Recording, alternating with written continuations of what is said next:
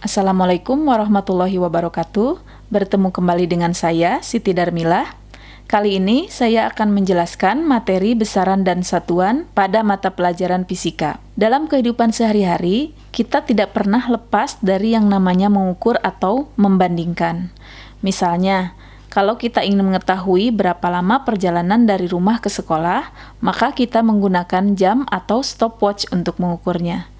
Atau kalau kita ingin mengetahui berapa suhu tubuh kita, maka kita menggunakan termometer untuk mengukurnya. Sesuatu yang dapat diukur dan menghasilkan angka itu disebut dengan besaran fisika, yang selanjutnya disebut dengan besaran saja. Terdapat banyak sekali besaran sehingga sulit sekali mengelompokkannya. Untungnya tidak semua besaran itu berdiri sendiri. Secara umum, besaran dibagi menjadi dua, yaitu besaran pokok dan besaran turunan. Besaran pokok ini adalah besaran yang sudah ditetapkan terlebih dahulu dan berdiri sendiri. Sedangkan besaran turunan adalah besaran yang diturunkan dari dua atau lebih besaran pokok. Menurut Konferensi Umum tentang Berat dan Ukuran yang ke-14, di dekat Paris, Prancis pada tahun 1971 ditetapkan bahwa besaran pokok ini ada 7, yaitu panjang, massa, waktu, suhu, kuat arus, intensitas cahaya, dan jumlah zat. Besaran turunan adalah besaran yang diturunkan dari 2 atau lebih besaran pokok. Misalnya, kecepatan. Kecepatan adalah rasio dari jarak dan waktu. Maka dapat dikatakan bahwa kecepatan ini merupakan turunan dari dua besaran pokok, yaitu panjang dan waktu. Sehingga satuannya pun menyesuaikan dengan panjang dan waktu, yaitu meter per second. Nah, sekarang kita berbicara mengenai satuan. Apakah satuan itu dan kenapa satuan ini tidak bisa dilepaskan dari besaran? Pada saat kita mengukur sesuatu atau mengukur besaran, maka akan menghasilkan angka dan nama unik yang menempel di angka tersebut. Jadi satuan itu adalah nama unik yang dihasilkan pada saat kita melakukan pengukuran.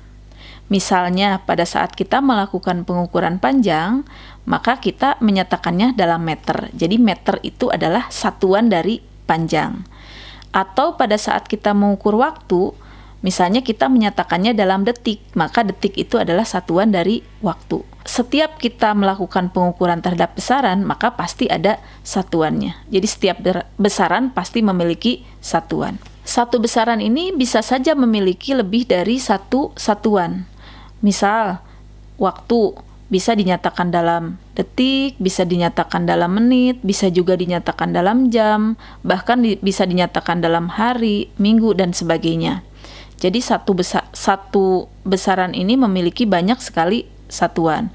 Atau misalnya untuk besaran massa, bisa dinyatakan dalam kilogram, bisa juga dinyatakan dalam ons, bisa juga dinyatakan dalam pon, bisa juga dinyatakan dalam kuintal, dan sebagainya.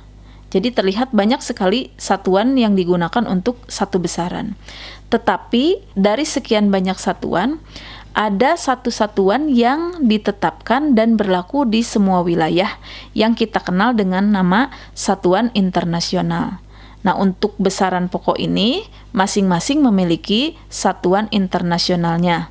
Untuk panjang, satuan SI-nya yaitu meter, untuk massa, kilogram, untuk waktu, second atau detik, untuk suhu, Kelvin, untuk kuat arus ampere, untuk intensitas cahaya kandela, dan untuk jumlah zat yaitu satuannya mol. Nah, untuk besaran turunan nanti satuannya mengikuti kebesaran pokok yang diturunkan tadi. Tadi dikatakan bahwa satuan SI untuk panjang itu adalah meter.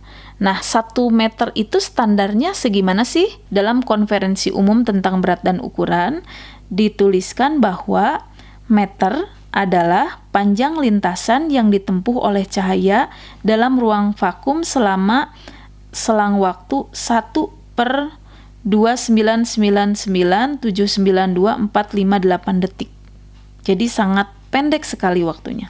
Sedangkan 1 detik ini didefinisikan dalam Konferensi Umum tentang Berat dan Ukuran yang ke-13 tahun 1967, yaitu bahwa 1 detik adalah waktu yang ditempuh oleh 9.192.631.770 osilasi cahaya dengan panjang gelombang tertentu yang dipancarkan oleh atom cesium 133. Sedangkan untuk massa, standar internasional untuk massa 1 kg yaitu silinder platinum iridium dengan diameter dan tinggi 3,9 cm.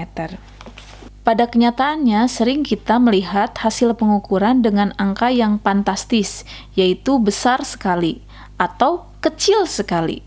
Misal kita lihat di data ini, diperoleh bahwa jari-jari bumi itu nilainya 6 kali 10 pangkat 6 meter. Atau kalau ditulis tidak pakai pangkat, ini menjadi 6 juta meter. Atau kita lihat data berikutnya, yaitu panjang virus. Ini entah virus apa, saya dapatkan dari buku ini, 1 kali 10 pangkat min 8 meter. Atau kalau kita tulis tanpa 10 pangkatnya, maka menjadi 0,001 meter. Nah, ini akan menyulitkan dalam hal penulisan dan penyebutan. Maka untuk memudahkannya diciptakan yang namanya awalan satuan. Untuk awalan satuan, tanpa kita sadar, sebetulnya kita sering menyebutkannya. Hanya mungkin ada yang belum paham sebetulnya itu awalan satuan atau bukan. Misal, pada saat kita membeli kuota, itu kan biasanya kita menyebutnya giga ya, sekian gigabyte atau megabyte dan sebagainya. Giga, mega itu adalah awalan satuan. Dan perhatikan ini ada tabel awalan satuan. Kita mulai dari yang kecil sampai yang besar dulu. Untuk angka yang besarnya, untuk 10 pangkat 2 kita awali dengan hekto, 10 pangkat 3 diawali dengan kilo, 10 pangkat 6 diawali dengan mega, 10 pangkat 9 diawali dengan giga, dan seterusnya. Sedangkan untuk angka yang kecil, untuk 10 pangkat min 3 kita awali dengan mili, 10 pangkat min 6 dengan mikron, 10 pangkat min 9 nano, dan seterusnya. Itu untuk awalan satuannya. Tadi dijelaskan bahwa sebuah besaran tidak hanya memiliki satu satuan. Kita ambil contoh satuan untuk kecepatan. Satuan kecepatan ini bisa dinyatakan dalam kilometer per jam, atau bisa juga dinyatakan dalam meter per second. Bagaimana kalau kita ingin mengubah satuan dari kilometer per jam menjadi meter per second? Nah, maka kita harus mengubah atau melakukan konversi satuannya. Dari penjelasan besaran dan satuan tadi, sekarang akan saya rangkum menjadi sebuah tabel untuk besaran pokok dan besaran turunan. Untuk besaran panjang, satuan SI-nya di sini meter, lambang satuannya M, alat ukurnya bisa menggunakan penggaris, bisa menggunakan jangka sorong, mikrometer skrup, dan sebagainya. Begitu pula besaran massa, satuan SI-nya adalah kilogram, lambang satuannya kg, alat ukurnya bisa menggunakan neraca pegas, neraca 2 lengan, atau timbangan biasa. Sedangkan untuk waktu, satuan SI-nya adalah detik atau second, lambangnya S, dan alat ukurnya bisa menggunakan jam atau stopwatch dan yang lainnya. Dan kita lihat besaran-besaran yang lainnya, tinggal dilihat saja di tabelnya. Untuk besaran turunan, saya ambil beberapa contoh saja karena terlalu banyak, jadi tidak mungkin semua jadi masukan. Kita ambil contoh besarannya yaitu kecepatan. Kecepatan ini diperoleh dari perbandingan antara jarak dengan waktu. Maka kecepatan ini memiliki satuan, untuk jaraknya itu meter, waktunya second. Maka satuannya menjadi meter per second. Dan seterusnya. Besaran yang kedua yaitu gaya. Gaya diperoleh dari hasil perkalian antara massa dengan percepatan. Massa satuannya adalah kilogram, sedangkan percepatan satuannya adalah meter per second kuadrat. Sehingga untuk gaya ini menghasilkan satuan kilogram meter per second kuadrat. Dan seterusnya. Sekian video kali ini mengenai besaran dan satuan. Semoga bermanfaat. Jika ada yang mau ditanyakan, silahkan bisa tulis di kolom komentar. Assalamualaikum warahmatullahi wabarakatuh.